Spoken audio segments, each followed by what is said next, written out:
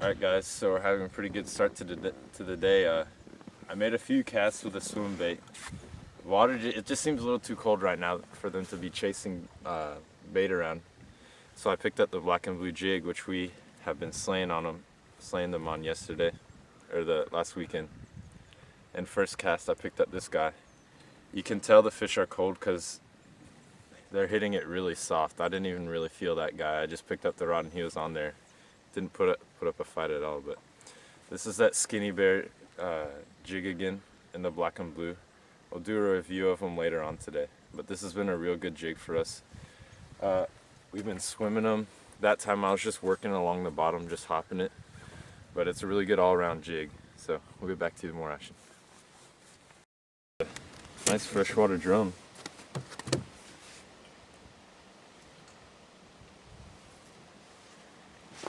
Man, he's heavy. God, why don't you weigh him? That is an ugly fish, but I got him on the Skinny Bear's bass jig. We saw what we thought was a carp just going around in the shallows, and I threw the jig out there, and he bit it, I guess.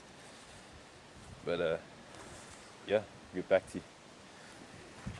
Okay, so I've arranged a few talking points for this jig and why I really enjoy it.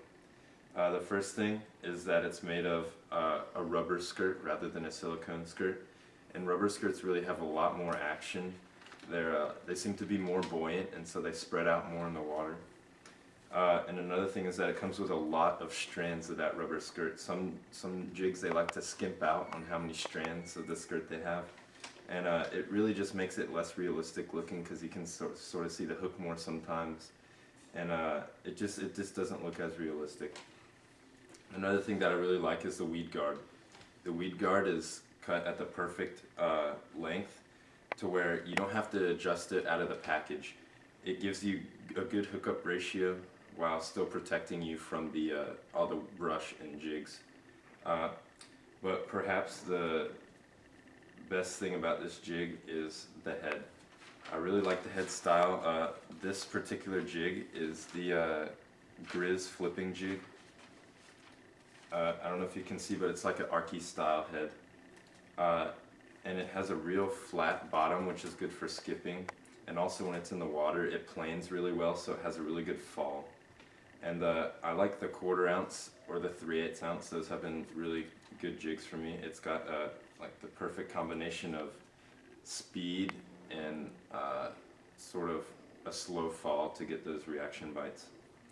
Another thing I would like to talk about is what trailer I like to fish with it. I typically use a net bait, pack a chunk jig trailer. I'll get one out for you. It's a really small jig trailer, as you can see, but it still has good action. It's got the body just big enough to where it slides on the hook well, but these claws will stick out from behind the skirt, so you won't see the body, you'll just see the claws when you put it on the jig. And these claws are really good for if you like to swim jigs, or you can bottom hop it and it has still good action if you're fishing on the bottom, or you're just pitching it to cover, giving it a few jigs and then taking it back out. It's a good all-around jig trailer. I like the black and blue, or the bluegill color, or any sort of watermelon color. Those seem to be working really well for me.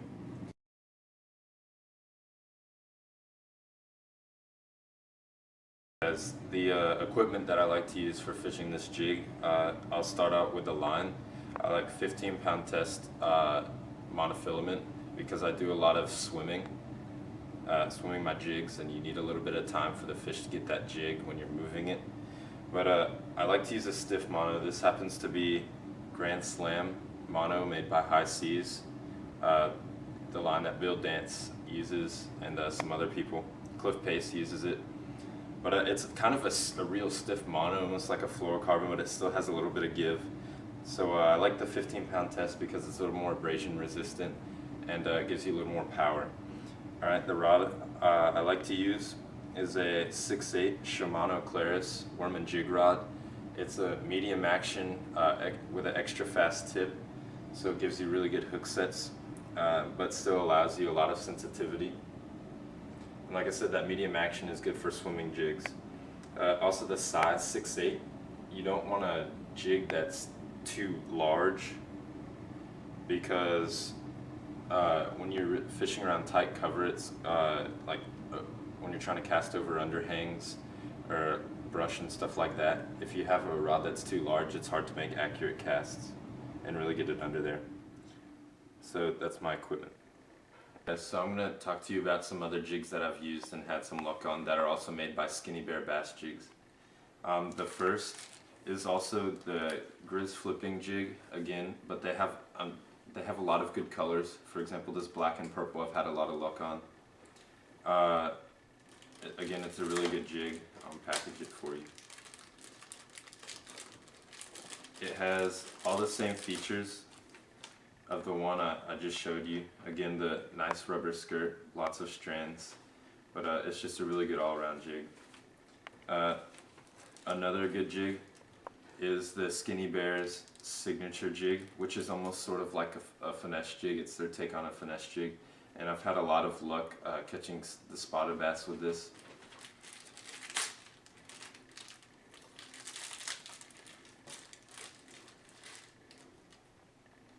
As you can see, the strands are cut a little shorter, and they have a little more going past the head, and this is good for like real finesse fishing, getting spotted bass on bluff walls, deep water type of thing.